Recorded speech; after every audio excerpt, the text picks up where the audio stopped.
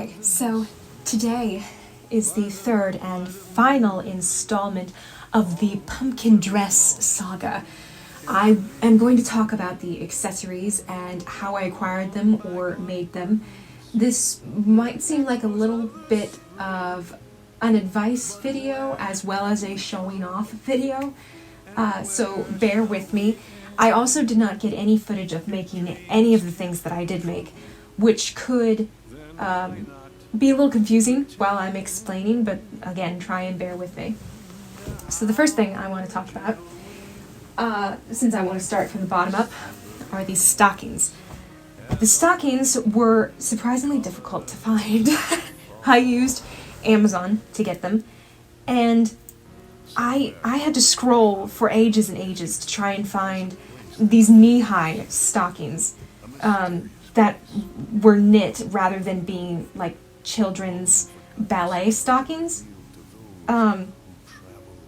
So I ended up finding these, which happened to be in the perfect color. At some point I was starting to settle for slightly more vibrant greens or slightly too dark of greens, but I did end up finding exactly the color green that I wanted.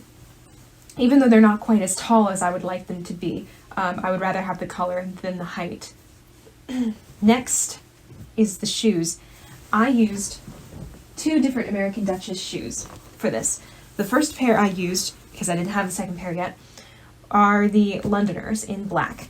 I love these shoes. I wear them all the time, and I've had them probably for 2 years now, and they're perfectly broken in.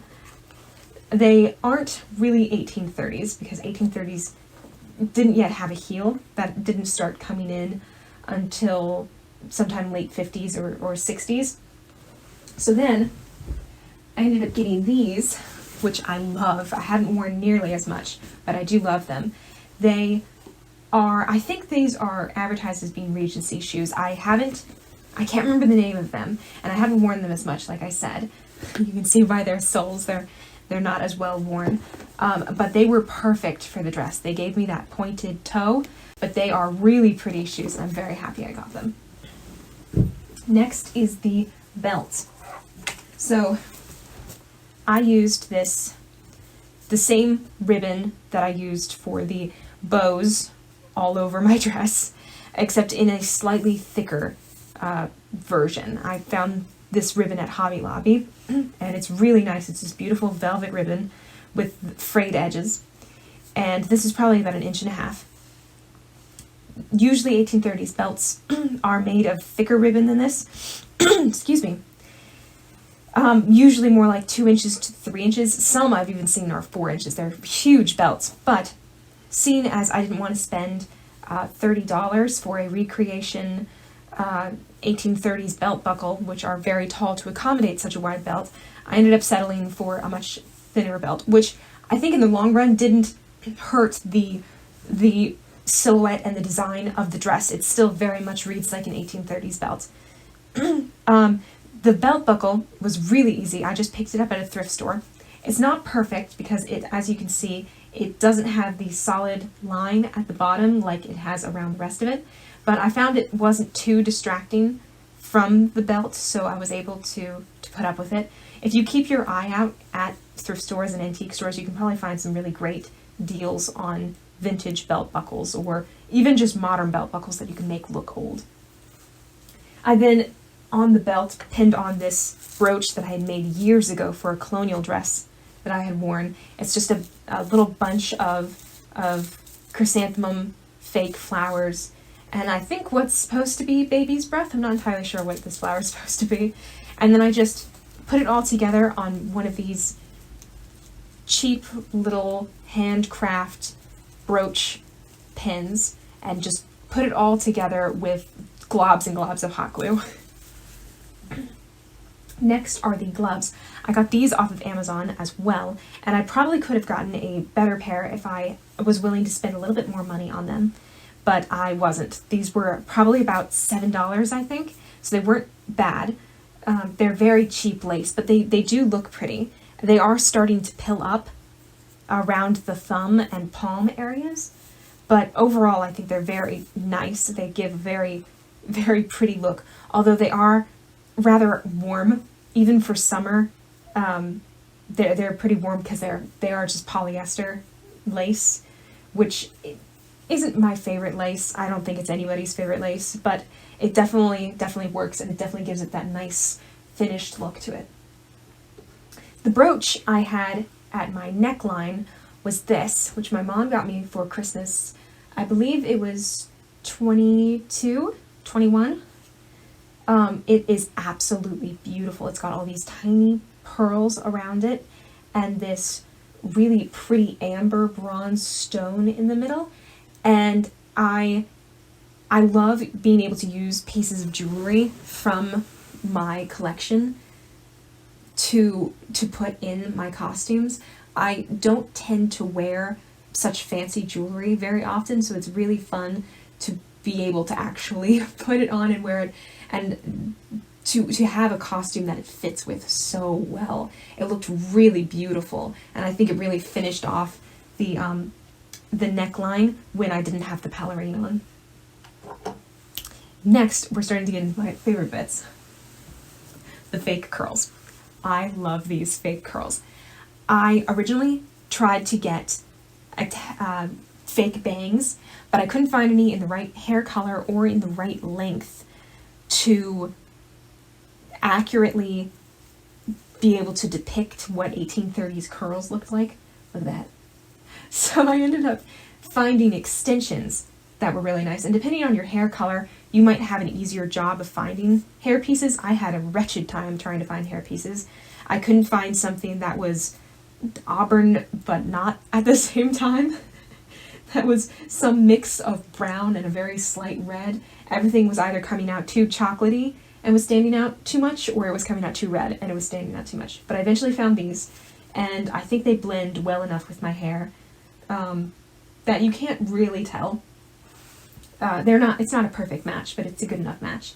I cut about 6 inches off of the length of these and curled them with foam rollers, where then I did a really cool method that I've never tried before, where I dip it in boiling water and then let it cool.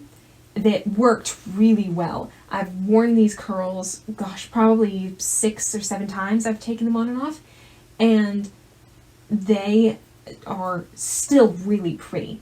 They're not frizzy. Now, it did help that when I traveled with them, I wrapped them flat in a little scrap of silk fabric that I have, which I think helped them from getting tangled too badly.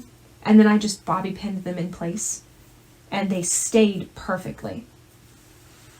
On top of that, I wore this cap, which I made using the pattern provided in Workwoman's Guide. It came out a little bit small for me, so you might want to make a mock-up if you try making these from the book.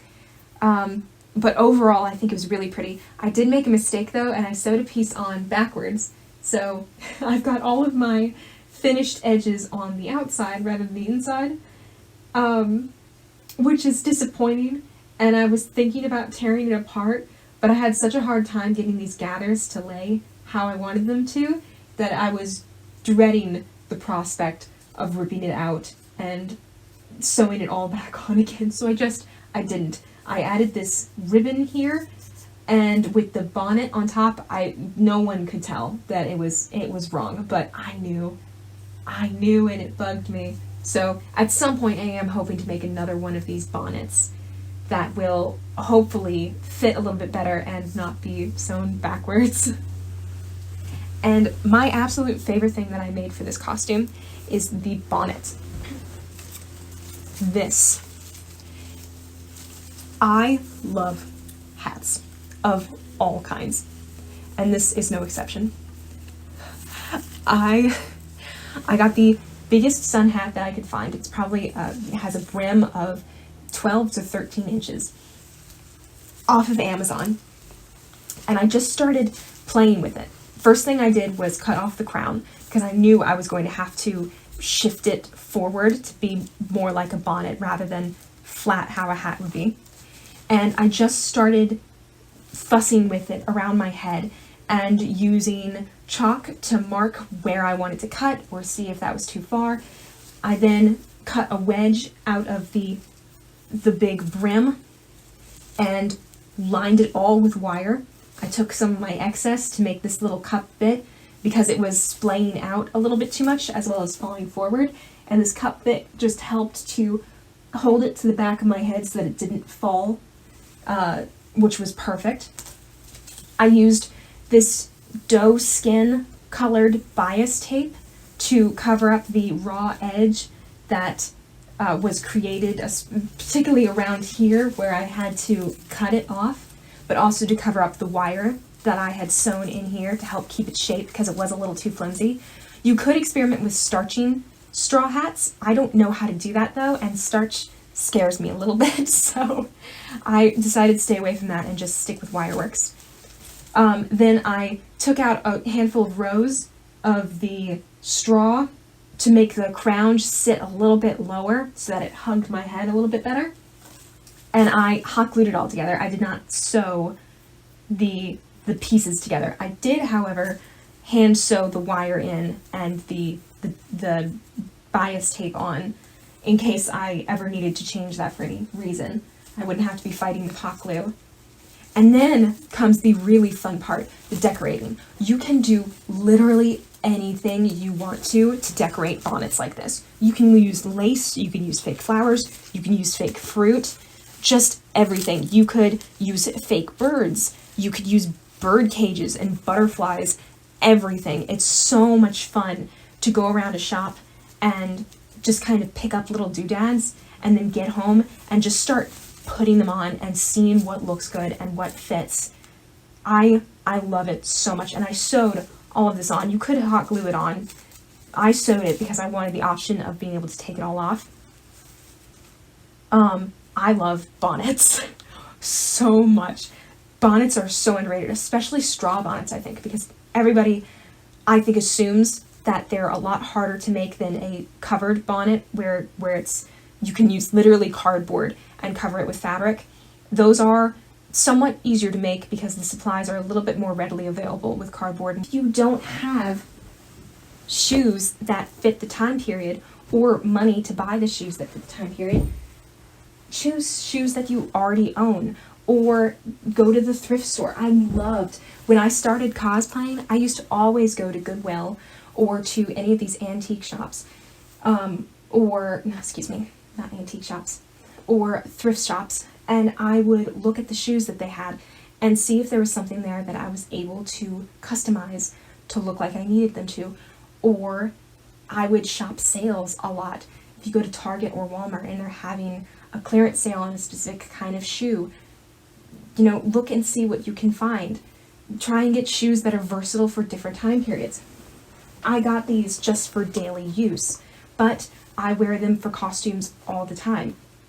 I wore them for this 1830s dress. They weren't perfect, but they looked really nice. They didn't deter from the dress or the style or aesthetic. I'm gonna wear them for my Elizabeth Swann black pearl dress that I'm making this Halloween. Surprise, surprise. I'm just gonna use these laces to hold a buckle in place, and they'll look perfect. I could use them, I think, for colonial if I wanted to, and I don't think that they would really deter. So as long as you are willing to fudge a handful of things and stretch your budget as far as it'll go reasonably, don't spend a lot of money, but be frugal. I love being frugal with my stuff. The fabric I made my dress out of, I've had that tablecloth sitting in my stash for years now. I've had this fabric sitting in my stash for ages. This lace I've had sitting in my stash for ages. I went to Hobby Lobby to pick up all these little fall decorations. They constantly have 50-60% off fall stuff, or winter or spring, whatever season it is. They constantly have huge sales on everything. You just got to get creative. Like this petticoat. This is fabric that I had for forever. I did pick up embroidery floss, but it was like 50 cents a little skein.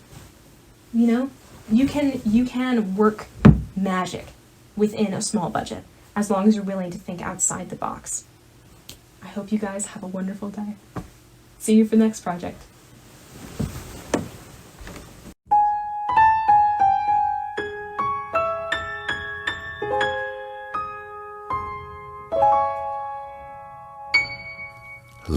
through the mist, by the milk light of moon, all that was lost is revealed. Our long bygone burdens, mere echoes of the spring. But where have we come, and where shall we end? If dreams can't come true, then why not pretend? How the gentle wind beckons through the leaves as autumn colors fall. Somewhere lost in the clouded annals of history lies a place that few have seen, a mysterious place called the unknown, where long forgotten stories are revealed to those who travel through the wood.